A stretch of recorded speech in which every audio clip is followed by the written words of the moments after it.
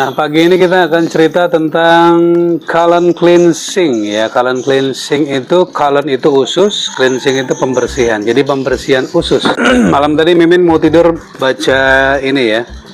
Judulnya Body Revolution. Ini karya Ibu Dokter Tifauzia Tiasuma. Dan ini isinya bagus banget ya, Bapak Ibu semuanya ya. Keren banget.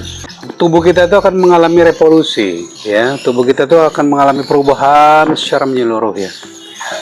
Dan materi kita hari ini berkaitan dengan kesehatan usus. Jadi kenapa kok harus usus dulu yang kita benerin ya? Mimin mau mau berbagi pengalaman. Jadi beberapa hari yang lalu kita punya sahabat ya, kita punya teman ya. Dan beliau sekarang sedang mengalami satu penyakit ya. Dan cukup berat kaitannya dengan kanker ya, kanker di daerah payudara ya. Tapi kita tidak membahas tentang penyakitnya ya, kita membahas tentang cara sehat melalui sisi pola makannya. Nah, dari perbincangan yang banyak itu ya antara saya dengan beliau, dan katanya Pak dokternya itu ngasih sebuah advice ya, Ibu kalau ingin cepat pulih katanya ya, Ibu harus mengatur pola makan dan menjalani terapi ya. Jadi pola makan yang dimaksud adalah salah satunya untuk mulai belajar melakukan namanya colon cleansing. Colon cleansing itu membersihkan usus. Jadi dengan kata lain, si ibu itu harus belajar mengatur pola makan yang sehat ya. Bapak Ibu, kalau kita cerita tentang pola makan yang sehat itu kayaknya kok gimana gitu ya. Bayangan kita itu pola makan yang sehat itu terlalu menyiksa dan seterusnya. Nah, oke. Tapi sebelum kita jauh ceritanya, saya kembali lagi ke cerita si ibu tadi. Jadi kata Pak dokternya itu, kalau ibu kepingin sehat ya, kebanyakan kesalahan orang langsung menangani penyakit ya kepada sakitnya.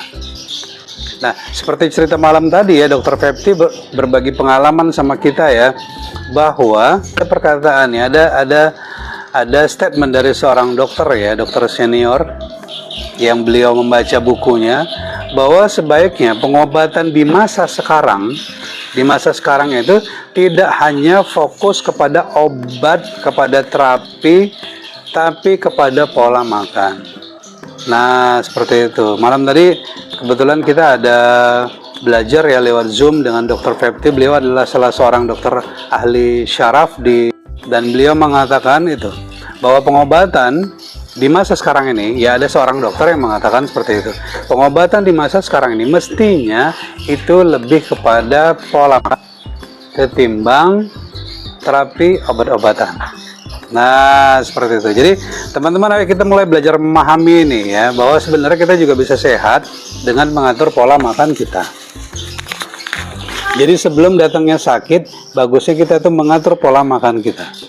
Supaya tubuh kita itu kuat dan dalam menghadapi disease atau bencana atau maladies ya, seperti yang dikatakan Dr. Tifa ya di dalam bukunya ini ya, Body Revolution ini, beliau selalu mengatakan disease maladies itu ya, karena memang itu adalah sebuah ancaman ya, penyakit-penyakit yang sekarang lagi viral gitu ya, termasuk diabetes ya, jantung ya, kemudian kolesterol, stroke. Nah, lalu apa dong kaitannya dengan kesehatan usus? Lanjut ke cerita si ibu tadi ya, bahwa teman-teman, kata Pak dokternya itu sebaiknya ibu mulai sekarang belajar membersihkan usus. Nah, tapi kita nggak tahu ya ilmunya itu kayak apa ya. Jadi kata Bapak dokter itu ya, teman-teman harus belajar membersihkan usus. Cuman kita nih nggak tahu nih caranya seperti apa kalau kita membersihkan usus. Ada beberapa hal yang harus kita perhatikan dalam kita mau membersihkan usus ya. Tapi sebelum saya menjelaskan semua tentang bagaimana teknik membersihkan usus, saya mau membahas ini dulu nih.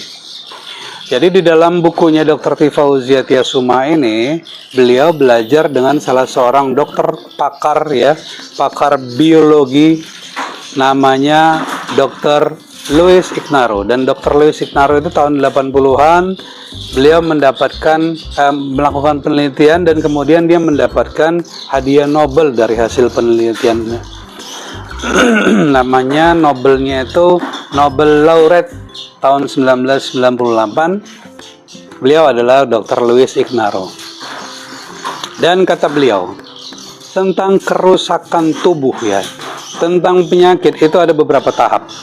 Yang pertama tahapnya adalah depletion. Yang kedua dysfunction, yang ketiga disorder, dan yang keempat damage atau kerusakan. Kita bahas satu persatu. Sebelum usus kita benar-benar rusak, itu mengalami fase yang namanya deterioration. Sebenarnya bukan cuma pada usus ya, di mana-mana kalau kita mengalami sakit tertentu kita mengalami penurunan kemampuan. Cuman kadang-kadang kita tidak membaca sinyal itu ya. Teman-teman, Bapak Ibu, sobat saya dimanapun berada, ketika kita kemampuannya mulai menurun, kita nggak sadar nih. Yang pertama terjadi penurunan kemampuan. Perutnya mulai sakit-sakit, atau mulai kembung, atau mulai makan sedikit langsung BAB. Itu ada ya dulu, Mimin nimbang ya, nimbang. Kita yang istilahkannya itu nimbang ya. Sebenarnya judulnya itu adalah sosialisasi. Jadi kita datang ke sebuah daerah, ke sebuah tempat, kemudian kita nimbang. Dan di timbangan itu kita dapatkan hasil komposisi tubuh. Dari hasil timbangan tersebut, ternyata setelah dijelaskan, si bapak, dan sekarang sudah almarhum ya, si bapak itu, jadi si bapak kemudian sekarang sudah almarhum ya, itu kalau buang air besar teman-teman ya, buang air besar itu katanya perutnya sakit sekali, tapi yang keluar itu cuma segede-gede gini ya. Kalau bahasa Jawanya itu kintil wedus gitu.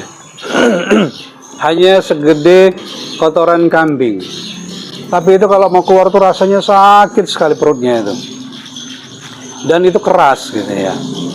Nah, jadi akan mengalami penurunan kemampuan. Itu yang terjadi yang pertama kali. Jadi ususnya itu tidak mampu mencerna makanan, tidak mampu mengelola sisa makanan, sehingga terjadilah yang kedua namanya depletion atau penurunan fungsi.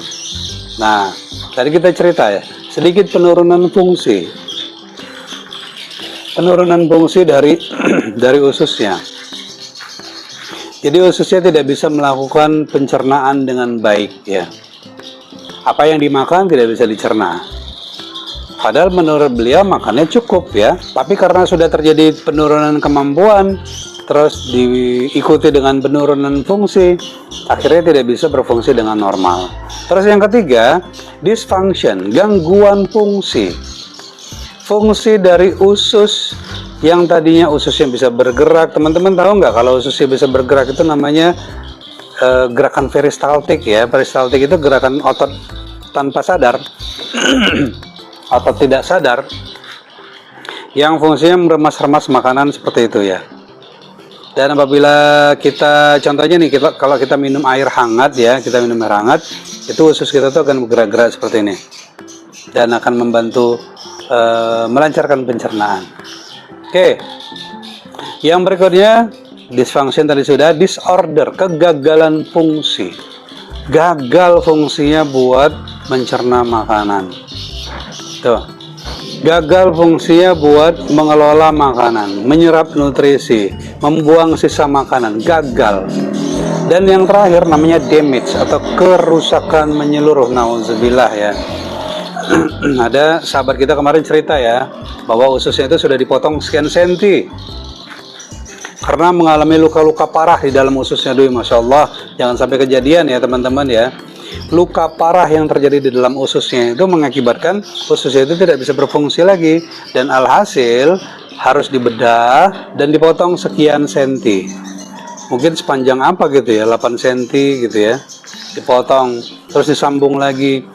Tentu akan menimbulkan penurunan fungsi tadi itu ya, karena usus kita kan aslinya panjangnya kan sekian meter gitu ya, tahu-tahu dia harus dikurangin.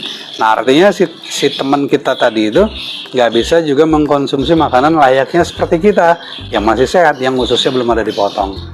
Nah ketika terjadi damage ya, atau kerusakan, maka itulah disebut dengan penyakit ya, atau disease ya, yang dimulai dari dysfunction.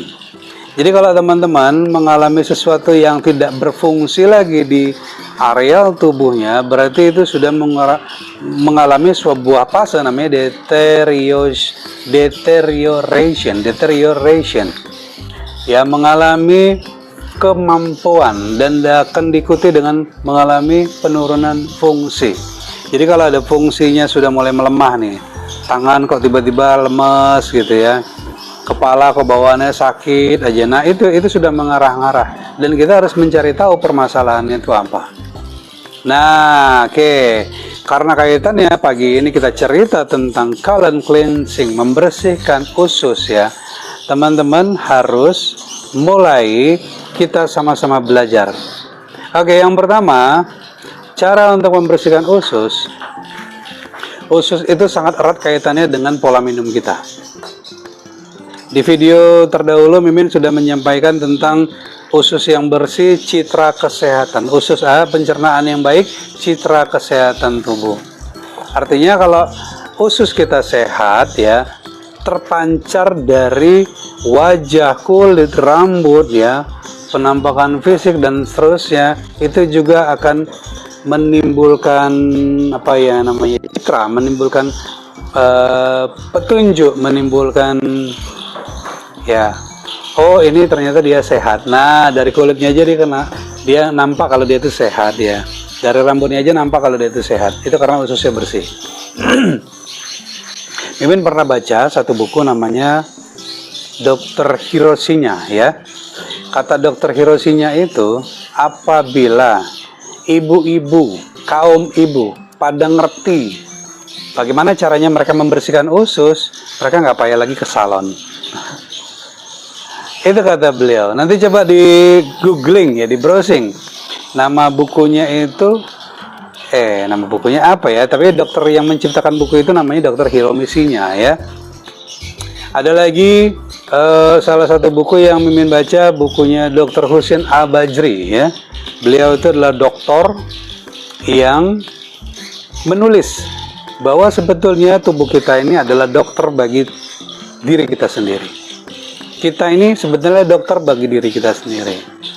Nah, sebenarnya kalau kita paham cara mengatur pola makan, minum, istirahat, berolahraga, itu kita bisa jadi dokter penyembuh buat diri kita sendiri. Nah, apalagi kaitannya sangat erat dengan pencernaan. Maka dari itu teman-teman, satu langkah yang harus teman-teman tempuh adalah, pertama, harus minum air. Jangan kurang dari 2 liter per hari, atau sekitar 8 gelas. Air akan melancarkan sistem pencernaan kita. Metabolisme tubuh juga membutuhkan sistem pencernaan. Tadi malam Dr. Pepti cerita ya, sistem metabolisme itu kalau nggak ada air ya, kalau nggak ada air dan tidak ada protein, membran selnya itu, anggap aja ini sel ya, anggap saja ini sel, pinggirannya itu mengalami kekeringan dan tidak bisa menyerap nutrisi dengan baik. Alhasil, dia tidak bisa membuang sisa metabolisme juga dengan baik. Lama-lama selnya menua, lama-lama selnya rusak, lama-lama selnya mati. Itulah kulitnya keriput, dia terjadi gangguan kulit, gangguan rambut, dan seterusnya, apalagi sampai gangguan organ dalam. Nauzubillah ya. Nah, jadi langkah pertamanya harus mulai belajar minum air yang cukup. Air yang cukup melancarkan pencernaan, dan banyak ya artikel yang mengatakan bahwa jika teman-teman kekurangan cairan tubuh, itu akan menimbulkan banyak penyakit, termasuk salah satunya adalah pencernaan. Yang kedua, teman-teman bisa minum cuka apel ya. Kalau yang dicontohkan sahabat kita kemarin, cuka apel boleh tuh beli di apotik, boleh di mana. Atau lidah buaya. Nah, lidah buaya itu ternyata sangat ampuh untuk membantu membersihkan usus. Ya. Cuka apel, lidah buaya itu ampuh sekali buat membantu membersihkan usus ya. Dan yang berikutnya adalah serat. Nah, ini kita kebanyakan dari kita tuh banyak yang kurang hobi ya. Serat itu didapat dari buah-buahan dan sayur-sayuran ya. Oh, saya kalau makan sayuran asam urat lah.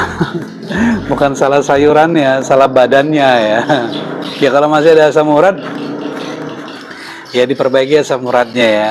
Tapi dari minum air tadi yang cukup, asam urat itu lama-lama bisa turun. Karena asam urat itu kayak pengendapan. Pengendapan namanya purin ya. Dan itu bisa mengganggu ginjal. Bisa mengganggu kerja ginjal. Jadi kalau ada orang yang makan banyak protein kemudian sakit-sakit ya, itu bisa jadi karena tubuhnya itu tidak bisa memetabolisme dengan baik. Kalau teman-teman malas minum, maka terjadi banyak pengendapan di sendi-sendi ya, di pembuluh darah ya, di usus itu banyak pengendapan. Ususnya jadi kotor, sendi-sendinya jadi sakit dan seterusnya. Nah, jadi tadi yang pertama, minumlah air yang cukup, kemudian mengkonsumsi cuka apel. Jadi cuka apel yang bisa dikonsumsi ya, bukan yang untuk masak ya. Cuka apel itu sangat membantu untuk membersihkan usus ya. Kemudian lidah buaya itu sangat jos, sangat top. Dari zaman dahulu kala lidah buaya itu sudah jadi sebagai ramuan ya untuk membantu membersihkan usus ya. Dan silakan nanti teman-teman browsing, teman-teman cari yang informasi lainnya bagaimana caranya membersihkan usus. Nah, yang terakhir ini harus makan serat. Serat bisa didapat dari buah-buahan, dari sayur-sayuran. Jadi kalau teman-teman kepingin ususnya bersih, mulai sekarang belajar deh makan sayur-sayuran, makan buah-buahan ya. Kemudian serat-serat nabati itu sangat dianjurkan seperti gandum, seperti termasuk juga pisang tinggi serat, masuk apel itu tinggi serat ya. Kemudian biji-bijian kayak kacang-kacangan itu juga tinggi serat ya, seperti biji selasih ya, biji bunga matahari. Teman-teman kalau pernah dengar istilah kongbap ya, kongbap itu adalah salah satu makanan di Thailand ya. Jadi itu memadukan antara nasi dengan biji-bijian dimasak sekaligus. Itu juga sangat bagus teman-teman ya. Kemudian kayak buah pepaya itu juga tinggi serat, buah naga itu. Nah, coba deh. Pertama tadi Mimin ingatkan lagi ya, belajar minum yang cukup. Dalam satu hari jangan kok kurang dari 2 liter. Jangan kurang dari 8 gelas sehari. Kadang-kadang kita aneh ya mikirnya, tadi pagi kita cerita-cerita sama tadi pagi, tadi malam ya, kita lewat di jalan gitu, orang-orang yang berjualan nyewa toko, mereka tuh pipisnya di mana? Apa mereka nggak pakai pipis? Ya, Mimin bilang ya mungkin ada aja ya pipis di WC umum atau gimana. Tapi mungkin karena mereka jarang minum dan mereka lebih banyak makan, jadi mungkin pipisnya kurang. Dan itu mungkin ditakutkan ya bagi sebagian orang yang berjualan di pasar itu, mereka kalau banyak minum tuh banyak pipis. Ini memang jadi dilema ya. Banyak minum, kedai tinggal. Kalau ada orang pelanggan nanti mau datang, oh si Fulan lagi pipis katanya. Tapi di sisi lain itu adalah menjaga kesehatan. Karena kita kalau tidak minum, teman-teman please ya, kalau kita tidak minum pipisnya kemudian kuning, apalagi mengarah pada yang coklat ya, amit-amit ya, itu sudah mulai terjadi penurunan fungsi tadi itu, penurunan kemampuan di ginjal mulai menurun, kemampuan di hati mulai menurun, kemampuan di area tubuh yang lainnya pasti juga menurun, termasuk pembuluh darah. Karena pembuluh darah itu kita sejatinya sangat membutuhkan cairan tubuh. Oke, jadi kembali lagi teman-teman, ayo mulai belajar membersihkan usus ya.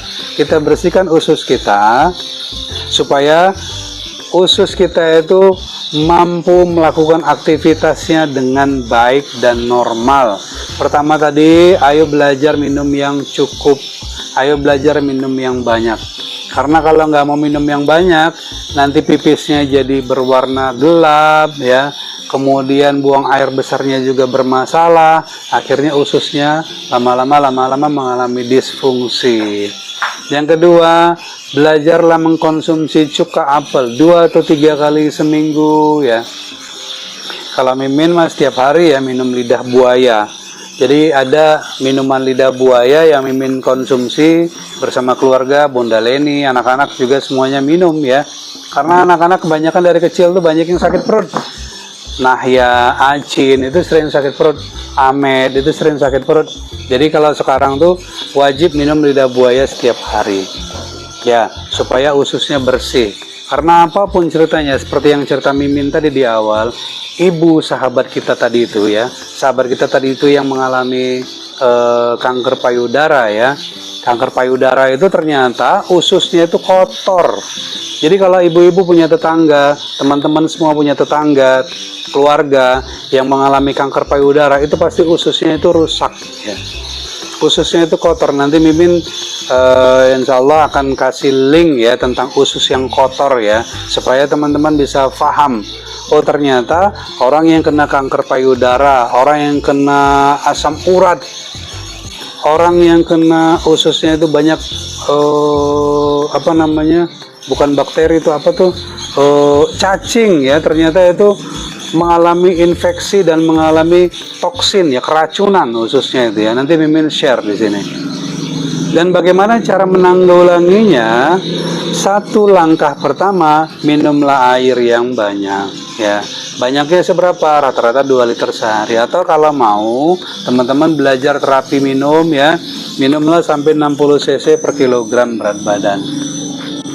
Kasih tahu ya sama tetangganya ya. Jadi kalau sakit apapun, jadi kalau kata dokter Hiro misinya tadi, lebih baik ibu-ibu itu membersihkan ususnya daripada pergi ke salon, daripada pergi ke salon kecantikan, merehab apa ya, membuat wajah kinclong dan seterusnya.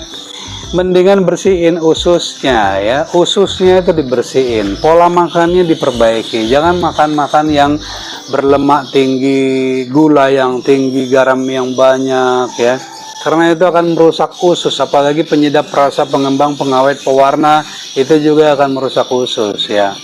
Jangan terlalu sering, kalau sekali-sekali mah nggak apa-apa. Jadi yang pertama, minum air yang cukup. Ini Mimin ulang supaya teman-teman paham ya. Yang kedua, minumlah cuka apel. Salah satunya itu contoh. Kalau mak-mak lebih suka ke salon lah, iya kebanyakan kan begitu karena belum paham ya. Kata Bunda Leni itu kalau mak-mak kebanyakan kepengennya pergi ke salon karena belum paham. Padahal kalau mau membersihkan usus, gak juga harus sering-sering ke salon. Daripada uangnya dibuang ke salon yang seminggu 2 minggu lagi mukanya rusak lagi, mendingan perbaikin ususnya, dibersihkan ususnya ya. Minum cuka apel, minum lidah buaya atau apalah, teman-teman silakan nanti googling ya, browsing ya, bagaimana caranya bisa membersihkan usus. Dan mulai hindari makanan yang berlemak tinggi, hindari makanan yang bergula tinggi. Makanan yang berlemak tinggi, bergula tinggi itu bisa menimbulkan kekotoran pada usus. Lama-lama ususnya bisa tersumbat. Kemudian yang terakhir tadi, makanlah makanan berserat yang tinggi. Seratnya serat nabati ya. Dari biji-bijian, biji bunga matahari seratnya tinggi. Biji kongbab maksud saya itu biji selasih gitu ya. Kayak telur kodok gitu ya. Minuman telur kodok itu kan bisa menurunkan demam ya. Nah, ternyata itu kandungan dari seratnya itu tinggi. Kandungan seratnya itu dari telur kodok itu atau biji selasih itu sangat tinggi ya. Dari buah-buahan, buah apel, buah pisang, buah naga, buah pepaya ya. Mendingan rajin-rajin deh makan itu daripada sibuk mau pergi ke salon, mau memutihkan, membersihkan kulit ya. Kulitnya kan udah bersih, udah bagus ya, nggak usah dibersih-bersihin lagi. Yang penting dibersihkan aja ususnya, insya Allah kulitnya bersih. Mimin sudah hampir 50 tahun usianya ya, tapi punggung tangannya nggak ada kerut-kerutan itu. Glowing muka doang. Glowing sekarang bukan jaminan ya. Itu tuh sholat ya, sholat. Karena malaikat Ridwan itu nggak bisa dibaperin. Cuman gara-gara glowing tuh. sholat tuh, ibu-ibu tuh sholat ya, wajahnya tuh dikasih air wudhu gitu ya. Karena sekarang glowing aja nggak cukup buat ngebaperin malaikat Ridwan, bisa masuk surga. Oke, jadi perbaiki ususnya ya, perbaiki ususnya. Minum yang banyak, makan berserat, minum lidah buaya, minum cuka apel. Cuka apel tuh banyak ya di apotek. Silakan nanti teman-teman silakan beli di apotek ya. Nah, kalau yang mimin nggak cuka apel tapi lidah buaya ya, aloe vera ya. Oke teman-teman, terima kasih banyak tanggapannya ya, lucu-lucu. Jadi ternyata mau sehat itu harus bahagia-bahagia ya. Mama mendingan ke salon daripada makan sehat. Iya juga sih ya, kalau ke salon kan bisa nimbrung sama yang lain, bisa ngobrol gitu ya, atau apalah gitu. Yang glowing muka doang ya, tangan, kaki semuanya gelap ya. Oke teman-teman, terima kasih banyak With Friends, terima kasih ya. Ayo sama-sama kita mulai menjaga supaya tidak terjadi disfungsi, supaya tidak terjadi damage ya, kerusakan dan penurunan fungsi dari organ tubuh kita, termasuk dalam hal ini pencernaan ya. Dan ini sangat dominan. Teman-teman please, tentang pencernaan ini Mimin selalu bolak-balik mengingatkan. Ini sangat dominan di tubuh kita. Kalau pencernaan kita rusak, yang lain-lain jadi bermasalah. Baik teman-teman, terima kasih banyak sudah ikut bergabung ya tentang colon cleansing pagi ini. Mudah-mudahan apa yang singkat ini bermanfaat, dan kita akan bertemu lagi besok pagi di jam yang sama di jam 7.30. Selamat pagi, saya sehat, saya bahagia, saya mengajak orang lain hidup lebih sehat dan lebih bahagia. Assalamualaikum warahmatullahi wabarakatuh.